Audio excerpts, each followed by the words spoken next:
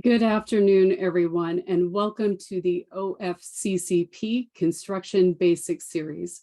It is our great honor at the Washington State Construction Center of Excellence to host this series in partnership with the United States Department of Labor, Office of Federal Contract Compliance Programs. I'm Christina Rupp, Director of the CCE.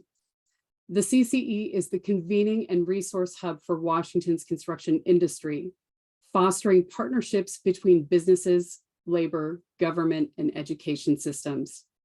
The CCE focuses on enhancing workforce development, removing apprenticeship and skilled trade entry barriers, and preparing a strong, knowledgeable, diverse workforce. The CCE supports the state community and technical college system and offers resources and training statewide, contributing to the industry's growth and development. To learn more about us, please visit our website, www.constructioncoe.com. It is my pleasure to introduce today's representatives from the U.S. Department of Labor's Office of Federal Contract Compliance Programs, Jennifer Fritzl, Regional Outreach Coordinator, and Johnny Liu, Senior Compliance Investigator. Thank you, Jennifer and Johnny, for joining us today to kick off this valuable series for Washington State construction industry attendees. Thank you so much, Christina. Hello and good afternoon, everyone. Thank you so much for tuning in and supporting the Washington State Construction Center of Excellence for hosting us. We are really excited to have this conversation with you all and continue the training opportunities over the next few months. As Christina shared, I'm Jennifer Fritzl. I'm the Regional Outreach Coordinator with OFCCP's Pacific Region Outreach Division. And here in this role, I assist with outreach activities and the stakeholder engagements across the Pacific region.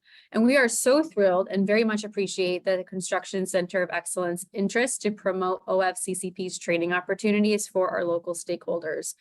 Just to briefly summarize, CCE and OFCCP will be hosting a monthly Building the Basics in Construction workshop series that will uplift the construction trades industry.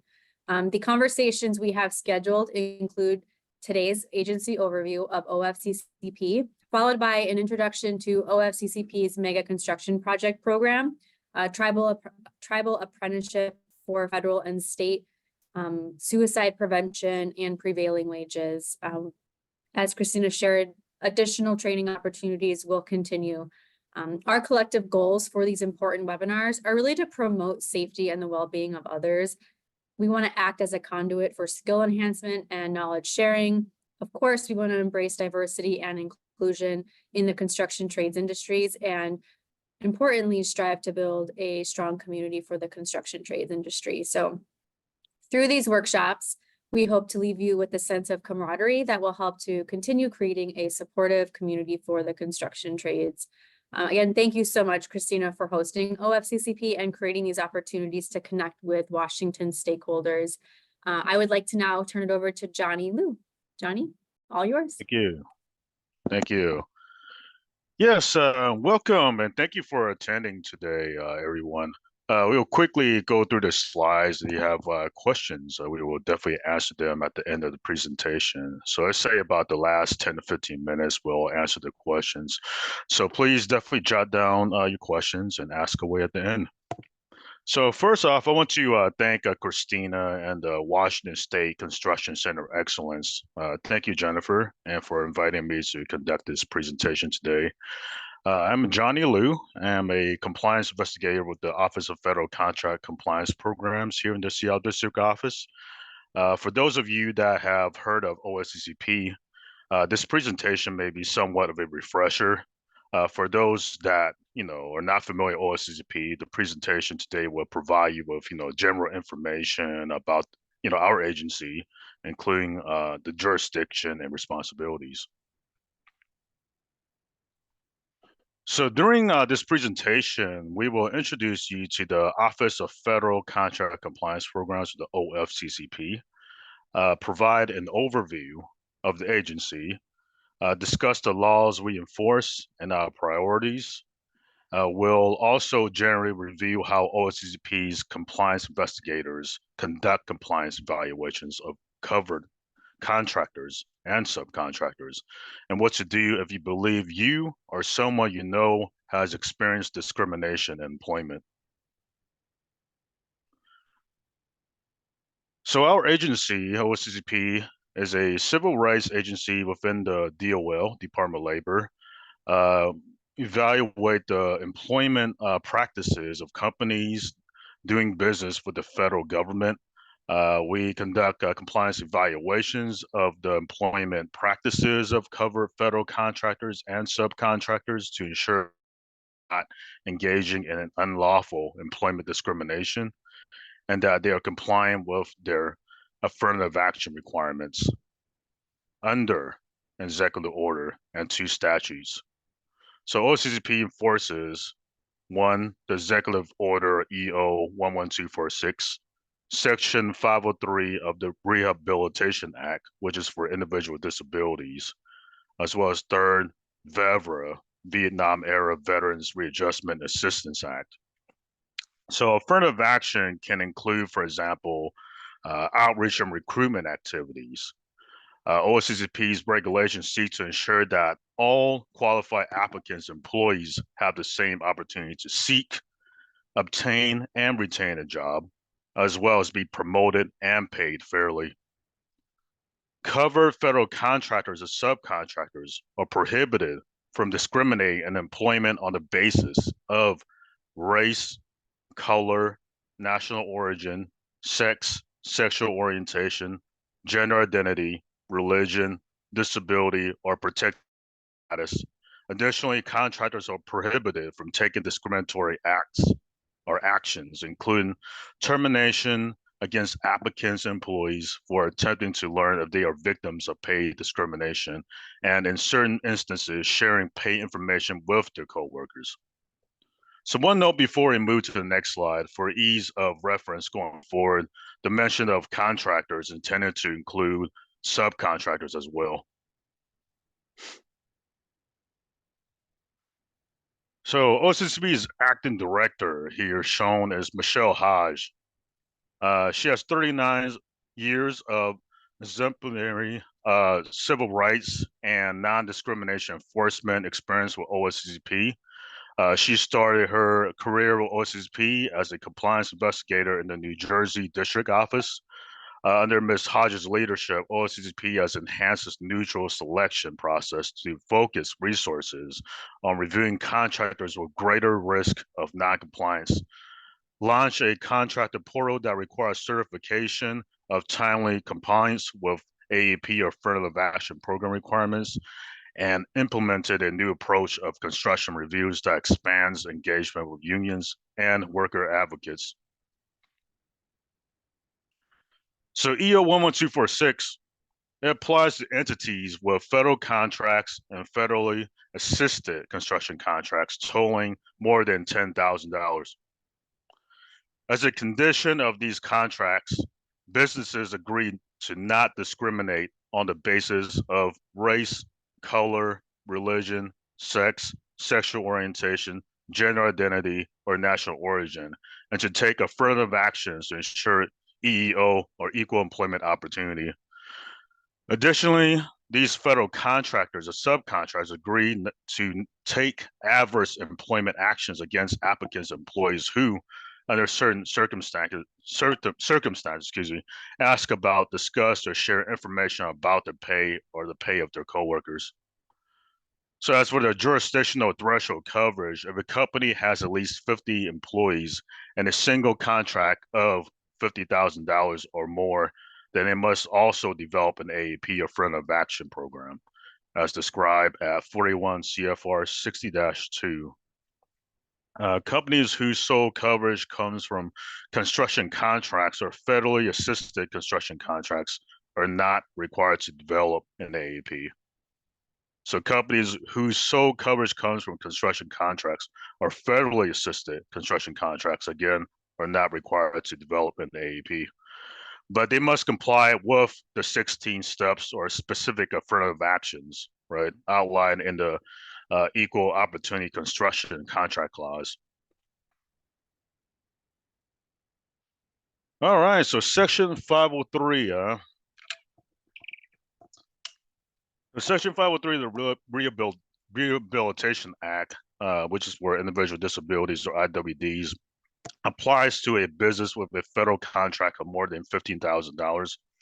If the company has at least 50 employees and a single contract of $50,000 or more, then it must also develop a Section 503 AAP.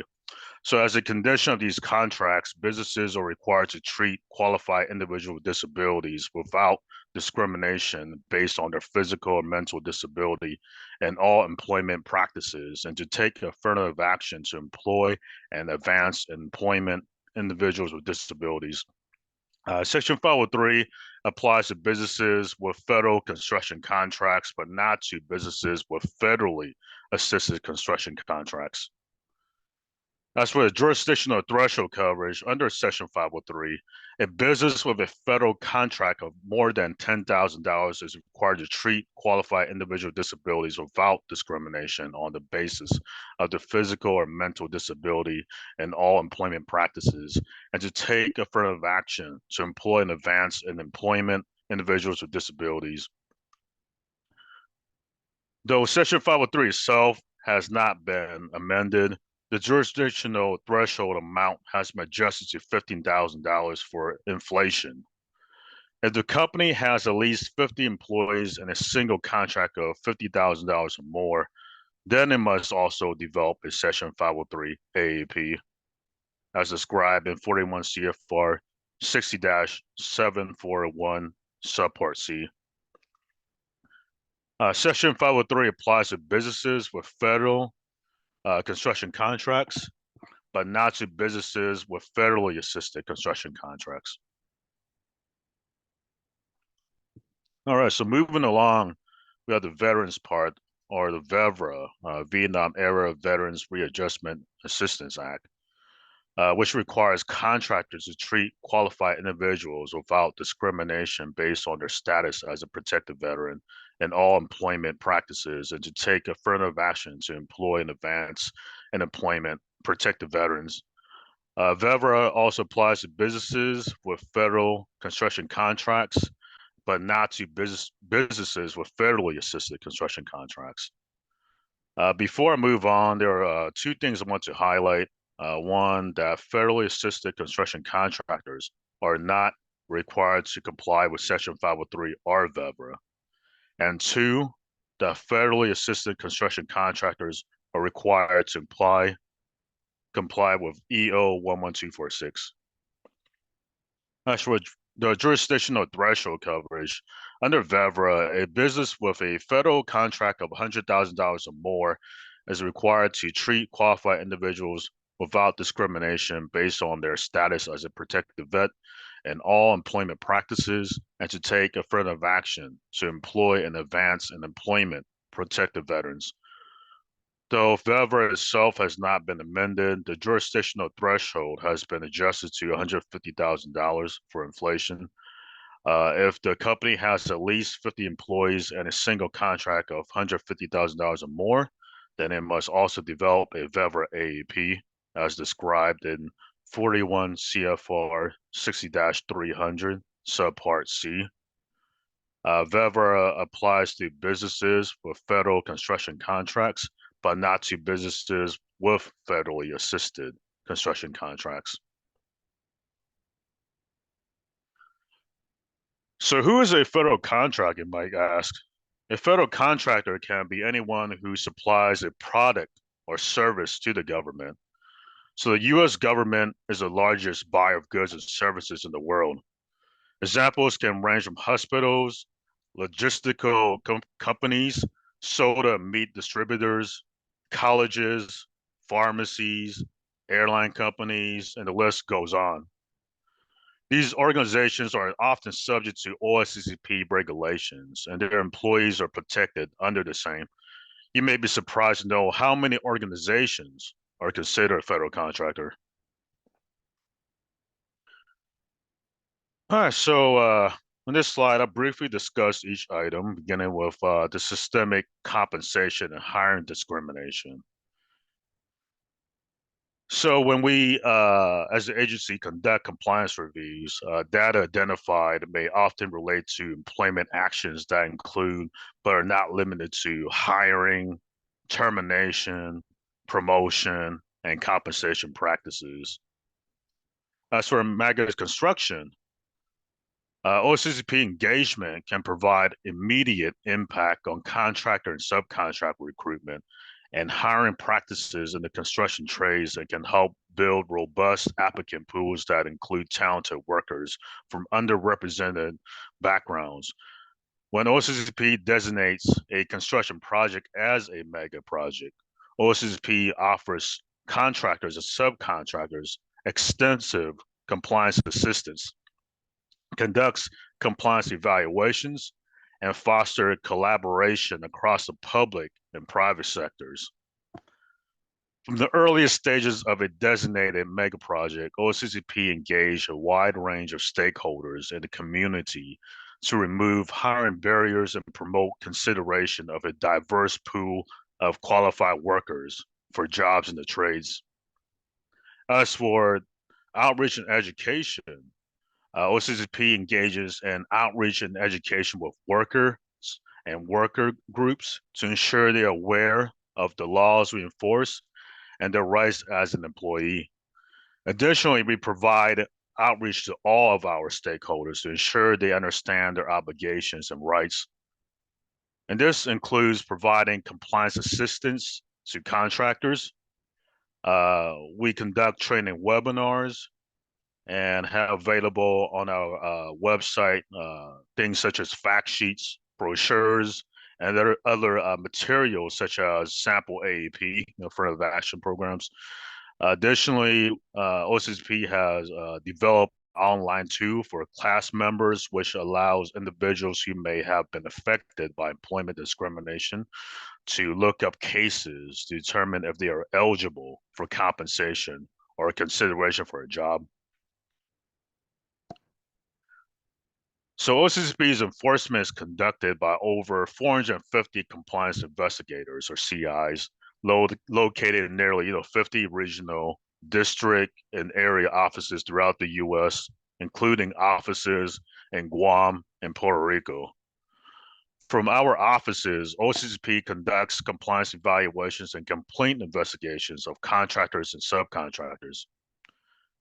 Compliance evaluation begins with OFCCP's neutral selection process that selects contractors based on certain factors. A specific contractor is never targeted. Throughout the compliance evaluation, OFCCP's compliance investigators reviewing the contractor's employment policies and practices, including practices relating to hiring, outreach and recruitment, hours worked, promotions, compensation, and termination to ensure that discrimination has not occurred and that the contractor has complied with his affirmative action obligations. In addition to evaluations, OFCCP conducts complaint investigations as well. So applicants or employees may file complaints of discrimination against contractors if they believe that discrimination has occurred. So these may be filed by individuals or groups similar to compliance evaluations. OFCCP will notify contractors if violations are found and require resolution and appropriate remedies. All right, so compliance evaluations, right? They determine whether federal contractors maintain non-discriminatory hiring and employment practices. OFCCP also uses them to determine whether contractors are taking affirmative action to ensure that applicants' employees are treated without regard to race, color, religion, sex, sexual orientation, gender identity, or national origin. These evaluations also enable OFCCP to assess whether contractors do not discriminate against them for asking about, talking about, or sharing information about pay with other employees or applicants. They also determine whether contractors are taking affirmative action to employ, promote, train, retain, and provide reasonable accommodation to certain protected veterans and individual with disabilities, respectively. OFCCP may conduct a compliance evaluation that consists of one or any combination of the following investigative procedures, such as compliance review, which we will discuss further. Off-site review of records only occurs when there is additional information and data to review beyond the desk audit and or the on-site review. After the contractor has been selected and a scheduling letter has been issued, then the desk audit will begin and will conclude with a notification of findings. The desk audit may also include an on-site investigation and or an off-site investigation, depending on the results of the desk audit or if the contractor was selected for a complete compliance review following OFCCP's normal selection procedures. So during the desk audit, an OFCCP compliance investigator reviews the written AAP and personnel activity records. At the conclusion of the desk audit, that's when the compliance investigator must notify the contractor in writing of the general nature of any preliminary selection or compensation disparities that warrant further information requests or on-site review. So an on-site investigation will only be conducted when the desk audit indicates potential issues. An on-site investigation is performed at the facility under review. An interest conference is held with the CEO or appropriate designee where they will discuss OFCCP's mission and the compliance evaluation process. At the end, an exit conference is conducted to discuss some of their on-site findings, and the compliance investigator will begin their off-site analysis with the information obtained on-site. We discuss more about what we will review during an on-site on the next slide. Lastly, if contractors desire to develop their affirmative action programs or AAPs based on business or functional unit rather than establishment, may do so if they enter into an agreement with OFCCP to develop FAPs or functional affirmative action programs. And many universities, hospitals, and companies with multiple locations will opt to do a FAP. The required AAP elements for FAPs and establishment-based AAPs are the same. Approval for a contractor to follow a FAP is good for 5 years, at the end of which a contractor may request renewal. So FAP agreements are available for EO 11246, Section 503, and VEVRAA.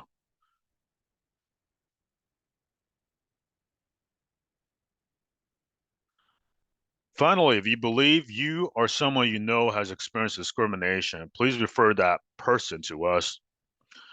The individual does not need to know if the employer is a federal contractor in order to file a complaint.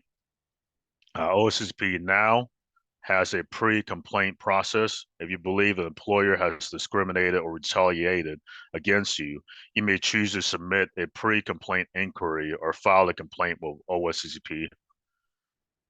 So by submitting a pre-complaint inquiry, when you submit a pre-complaint inquiry, OFCCP will provide information about your workplace rights and protections and help you determine if we are the right federal agency to handle the matter. OFCCP will not notify the employer you submitted a pre-complaint inquiry. Submitting an inquiry form to OFCCP does not constitute file a complaint. So to learn more about the pre-complaint inquiry process and submit a pre-complaint inquiry, you can go to our pre-complaint inquiry page. I can also at the end show our web page as well, which I highly encourage for all you to look at if you have not got a chance to do so.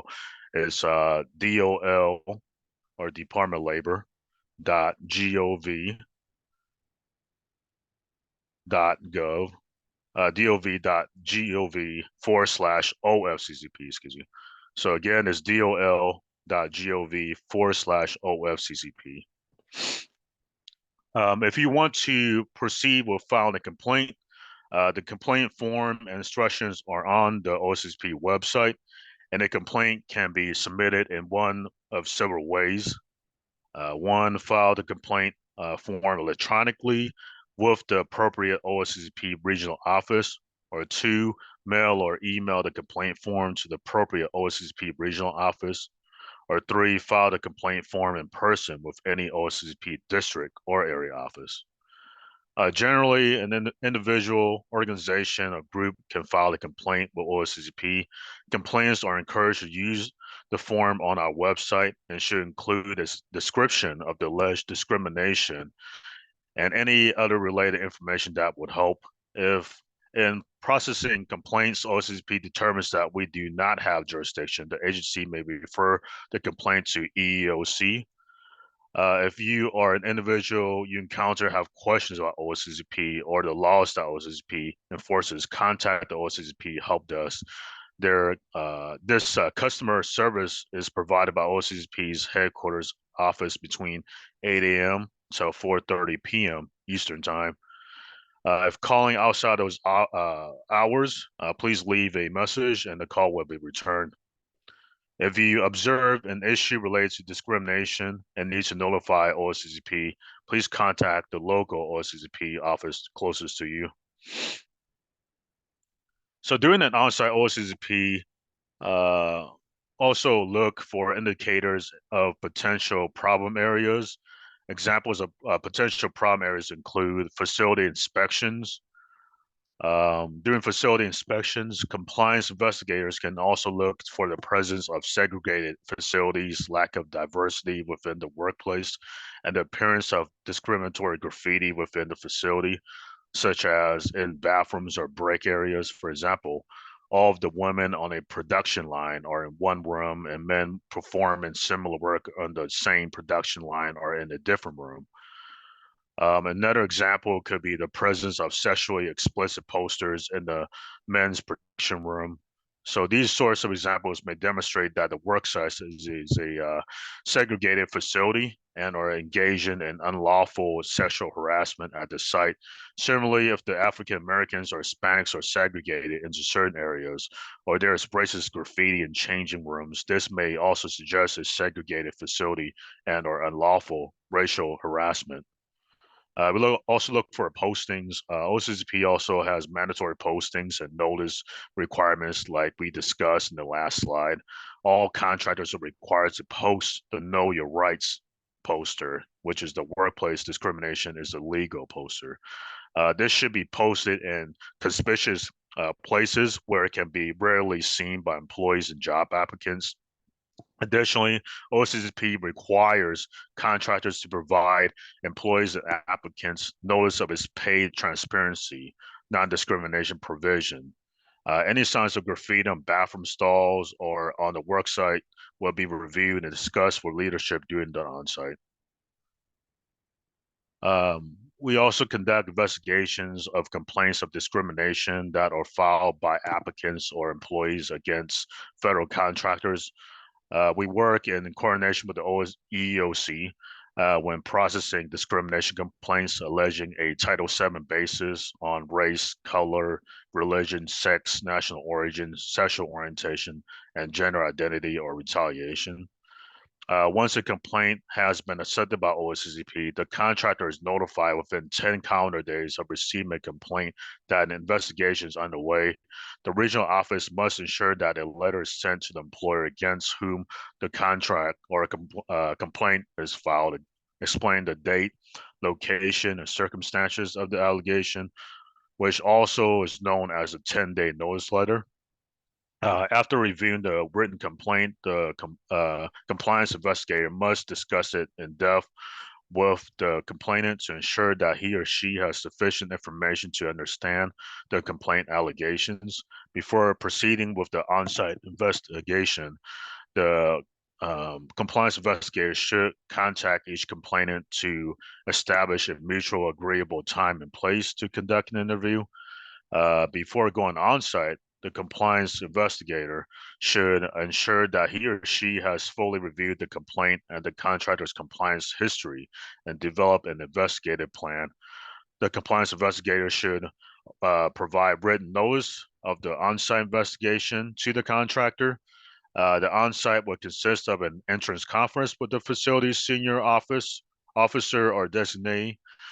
At this time, the compliance investigator will outline the investigative process to explain what will be done on site and to estimate how many days the on-site investigation may take.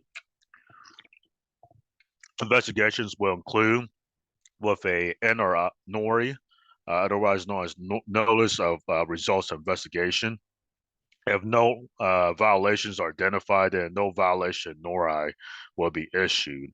And if the complaint was dual filed with under Section 503 or ADA or EO 11246 or Title 7, a right to sue letter will also be sent to the complainant.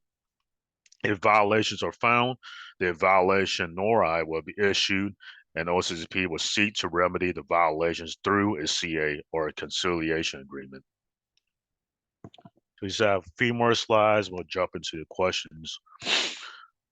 Since 2013 through the end of 2023, OFCCP has recovered over $246 million in monetary relief for over 250,000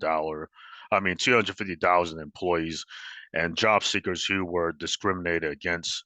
Over 8,900 salary adjustments and 11,000 job offers have been made as a result of our compliance reviews. OFCCP has reviewed facilities covering over 11.3 million workers. If discrimination is identified during an OFCCP compliance evaluation or complaint investigation, we require the contractor to restore the victims to the position they would have been occupied had a discrimination not occurred. This may include back pay for lost wages, making salary adjustments to bring the individuals in line with other employees doing similar work, or providing job opportunities.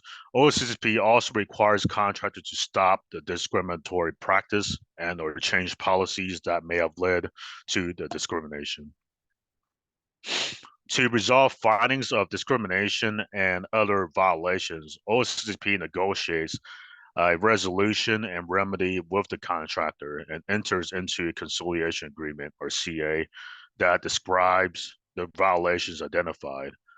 Remedies those violations includes monitoring and reporting on the remedies and the results.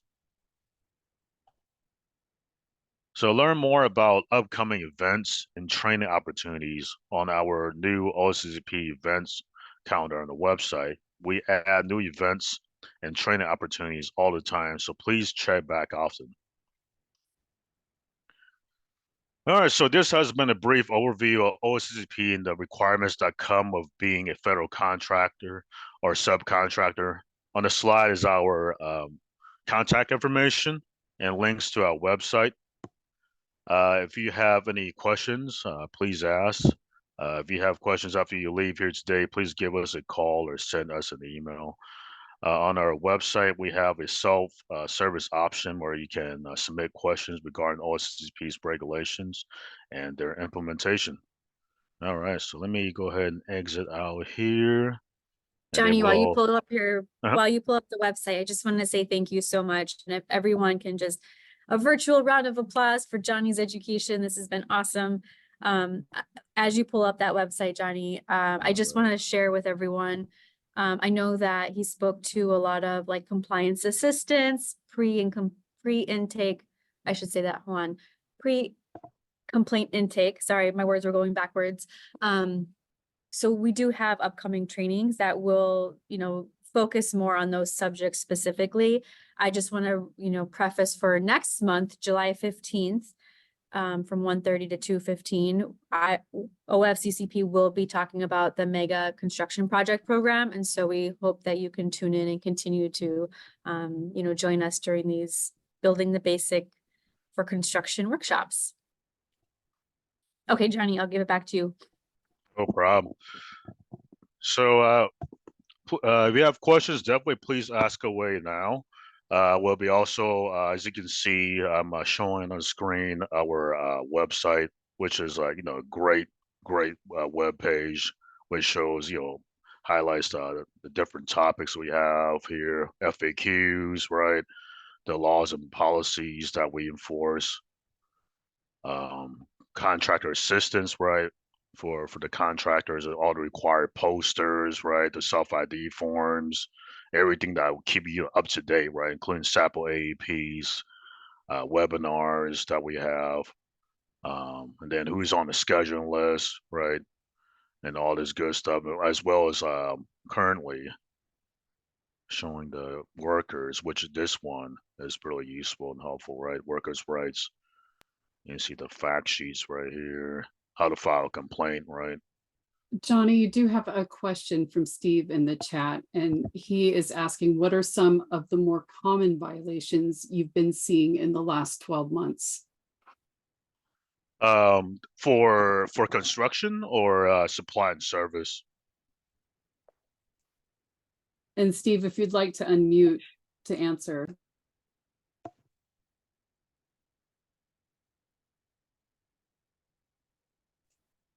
If I would probably just answer in common, but since this is for the construction industry, you can also answer from that perspective too. Yeah, definitely.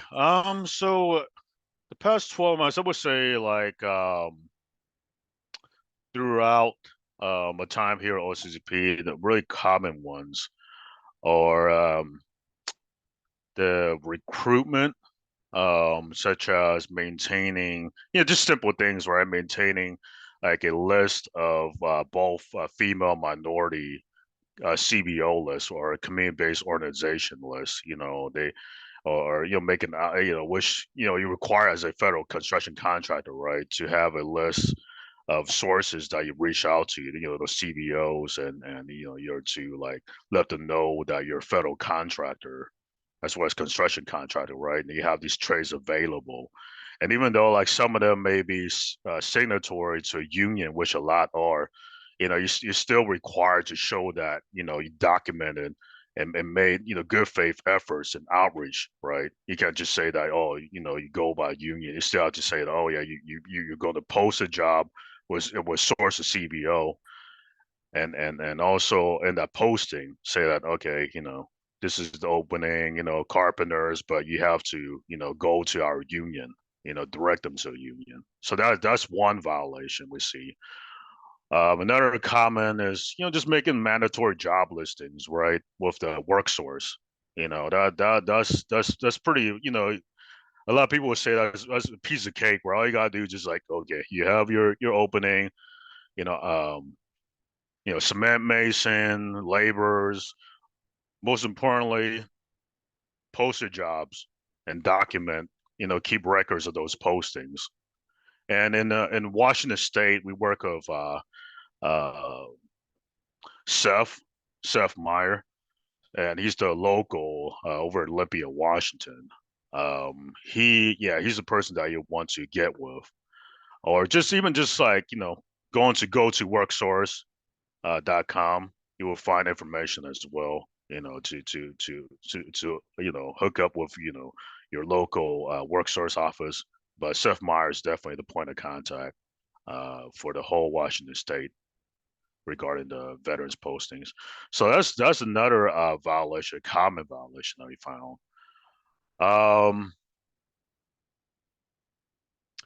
Another one is pretty common as well throughout my time here. It's so easy to do, is that a walk-in applicant flow log, where you have walk-ins, and a lot of people will say, well, we have union, and we can always, of course, you still have to keep track of, the walk-in applicants, full name, the trade that they're applying to, their gender, race, contact information like address, phone number, and so forth, and like a disposition column, which states okay, where they refer to the union, and then maybe if they got back from the union, the disposition you can put like okay, hired, that from the union, just keeping track, right? Everything's documentation. So as mentioned earlier, construction, compliance evaluations, right, or compliance reviews for construction is all about documentation, which is the name of the game, for the 16 steps. And when you read, like, maybe some of you have already saw the technical assistance guides or tags, TAGs. Those, they highlight all 16 steps, and a lot of them are interrelated, for those steps. And maybe I could show you. Let's see, contractor assistance, compliance Johnny, assistance, guys. Oh yes, go ahead. Johnny, Mary also asked a follow-up on what you're talking about right now. Will using a state job board for referrals meet a lot of those requirements? And Mary, do you want to elaborate on your question for Johnny? You're welcome to go on your mic if you'd like to address Johnny directly. Okay, so I work for a local workforce board, and we utilize Kansas Works specifically for a lot of our job postings. Those postings are available to registered job seekers on Kansas Works. They go out to our community partners, and under certain circumstances, we put referrals in against those job orders. And I'm wondering if that will meet those OFCCP requirements. Because then we've got the documented referrals. We've got demographic information on who's being referred. And those job postings are on the state job board. Definitely. Yeah, as long as you have documentation and that, you also, follow up to make sure that, the employment security receive, those postings and keeping documentation of it, records of it, you should be good to satisfy this requirement. Thank you. Thank you. Thank you, Mary, for your question. Appreciate it very much. If there are any last questions, I want to honor that we have 4 minutes left in our session, Johnny. So I wanted to do a last call for questions and see if there was anything else before you continued on finding that great information in the document there. Definitely. See if anyone else had a question to ask. It looks like there are none, or I don't see any in the chat. I got one real quick one, Steve. Sorry for earlier. Steve, I couldn't find my fantastic. unmute. I'm actually here. It's not a ghost. But thank you for the answer for the first one. The second follow-up is like if someone walks into the office, like, hey, I'd like to apply to be on the concrete crew, cement crew. Like, well, all of our stuff is through online. Please go to the website. They say, okay. Do we still need to keep track of someone who came in and just asked kind of informally, hey, where can I get a job?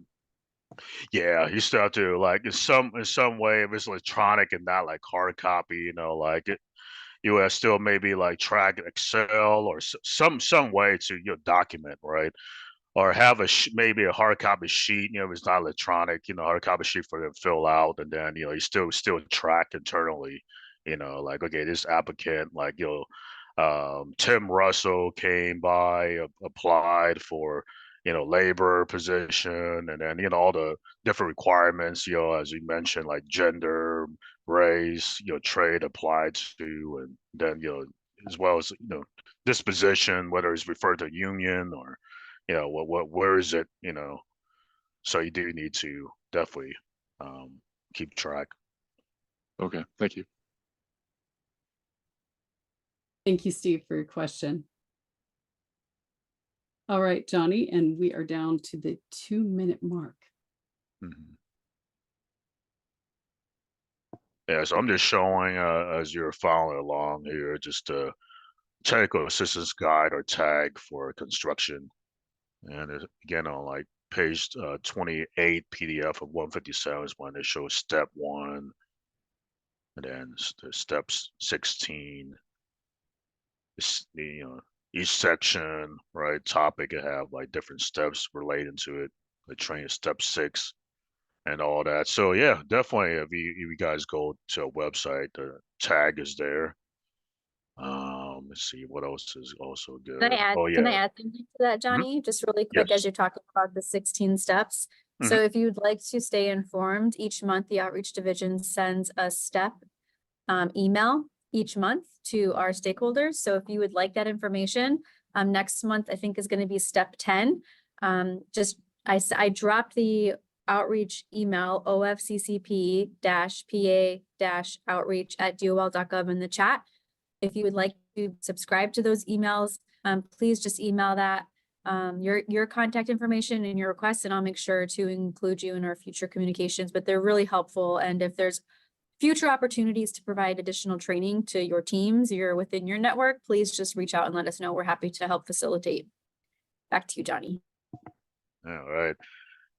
And Johnny, then- we Huh? are at time. So I just wanted to say, if you had any concluding remarks, we'll go ahead and end today's sessions with your remarks. Yeah, definitely. I want to thank you again to yourself, Jennifer, all that are attending. Thank you so much for attending our webinar. Hope you guys picked up a lot of good information to retain, and definitely thank you so much. Wonderful. Thank you, Johnny. And thank you on behalf of the Washington State Construction Center of Excellence for joining us today. You can register for other sessions as well that are also listed on our Zoom events hub. We wish you a great day today.